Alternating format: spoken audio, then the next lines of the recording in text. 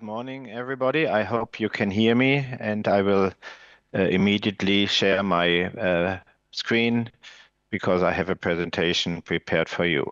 So if somebody could say me that you now can hear me, that would be very fine. Can you hear me? Can you see me?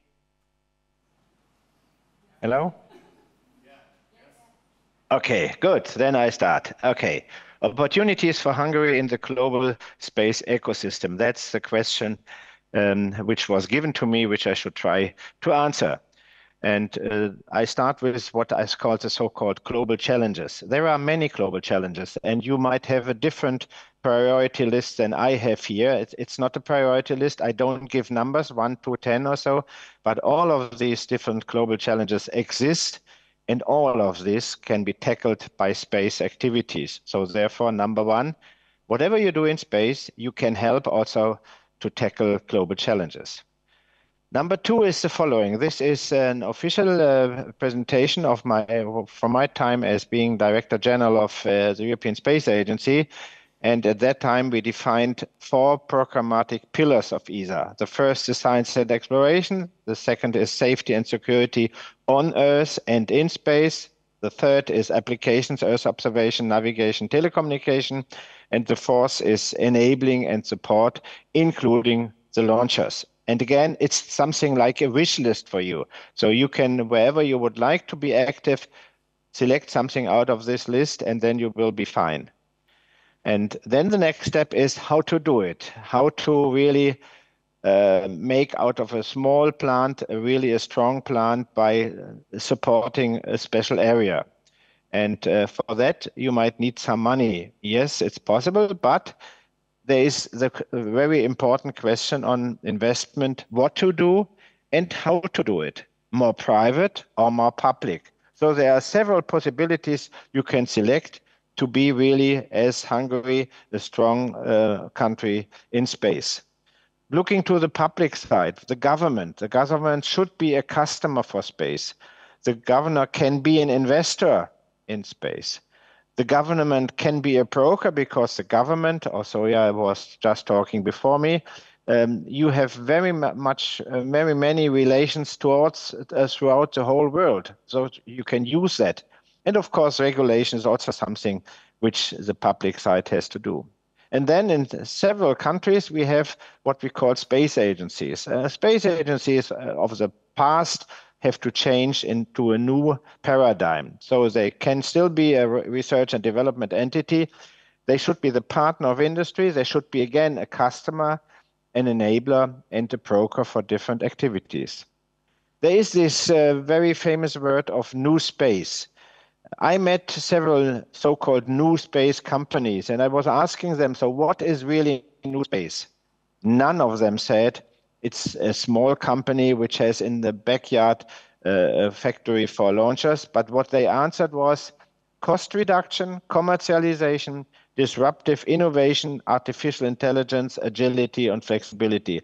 And this does not depend on the size of a company. But what we need really in space, and therefore each and everyone who has some broad ideas could enter space in a very efficient way, is disruptive innovation.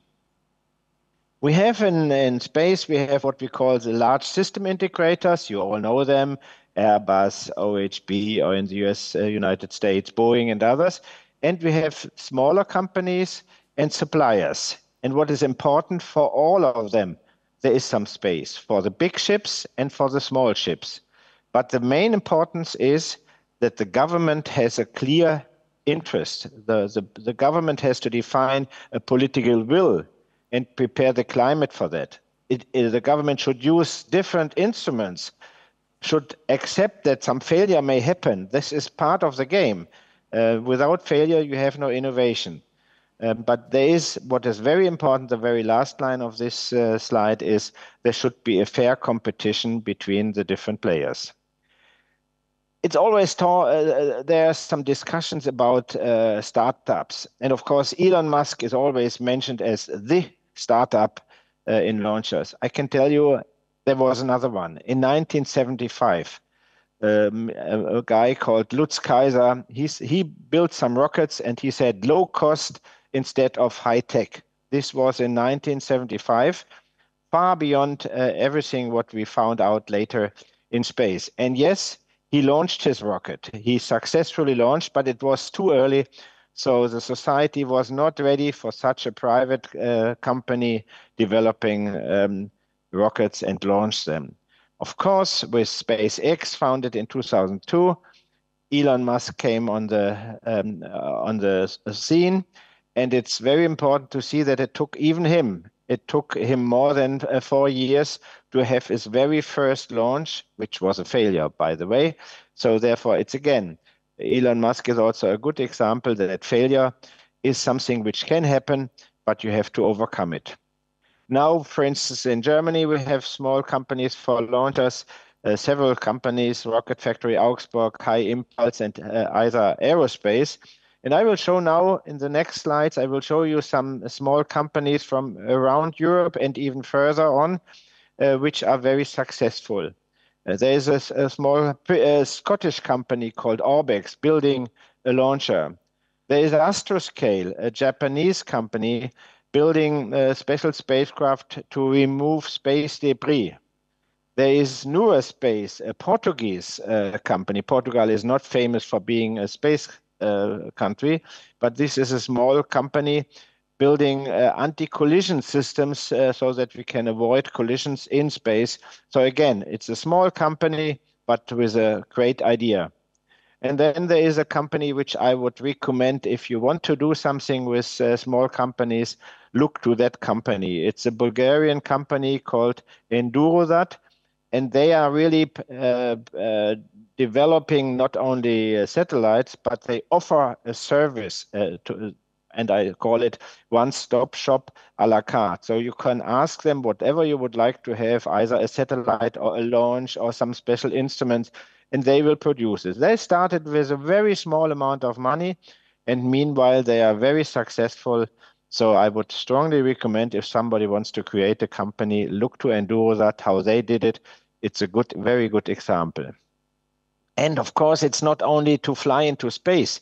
There are also activities on Earth. So for instance, this company here, it's a French company called Space Cargo. What they did, they brought some wine on the International Space Station, some canes for Merlot and Cabernet Sauvignon, and they brought it back and they investigated, and the micro-G effect of the ISS changed these plants so they are much more resistant against downy mildew, which is a very ugly illness of wine. So, but there is a new keyword in all of what we are talking, and this is artificial intelligence. And now, yes, artificial intelligence enters into space activities, and I believe this is a new field which can be used, which can be developed by disruptive innovation. And therefore, I believe that Hungary can have a very famous role in space if you connect all the different activities of research entities, of the large integrators, universities, agencies, and startup. You can play a very important role and be really very active in space. Now, if you look into the production of any spacecraft or whatever, there is a so-called value chain from raw material to product, a supply chain from supplier to end customer, and an innovation chain from invention to innovation. Yes, this is very important that you see that there is from science to industry, that there are different players, small and medium-sized companies, industry, universities. But it's very important that this should be not only a chain of innovation, but it should be a grid of innovation in order to be redundant and to be more secure.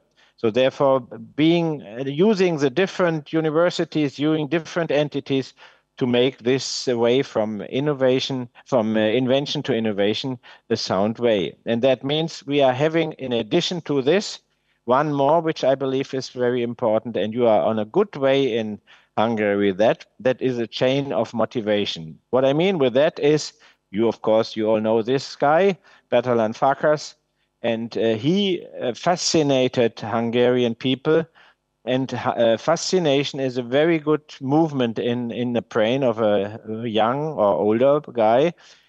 from fascination, you go to inspiration. You say, okay, this guy, Bertalan, did something. Maybe I can do the same or in another area. That means from fascination over inspiration to motivation. And as you all know, you have now your astronaut candidate and the backup. It's exactly the same. You can use them and by that play also an important role, not only in space, but also in other areas. Now, looking back in history, John F. Kennedy said, ask not what your country can do for you, ask what you can do for your country. And now looking to today's conference, I say, ask not what space can do for Hungary, ask what Hungary can do in and for space. Thank you very much for your attention.